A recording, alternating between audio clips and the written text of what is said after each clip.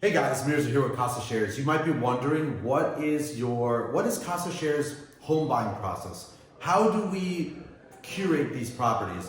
And there's a few major things that we look for when curating properties, and I'll just share them with you really quickly.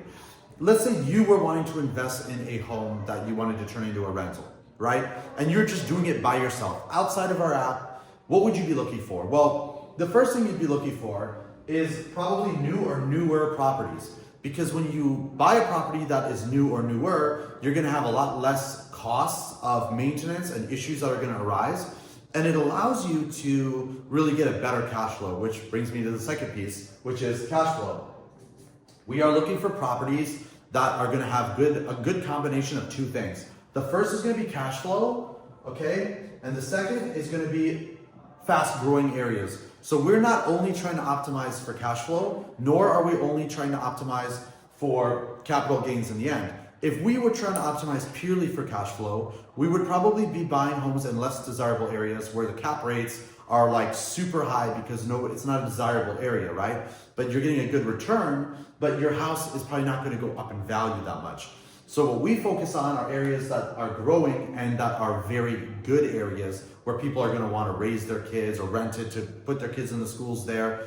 And so you get a combination of the house going up in value and you get good cash flow from that. Now, in terms of leverage, people always ask, like, how much leverage do you put on the properties? Right now, we're not putting any leverage because the rates are not good. That's something we would consider later, and it would also depend on the property itself. Is it a single family? Is it an apartment complex? And as we grow this platform, we may look into adding leverage at a time where it makes sense.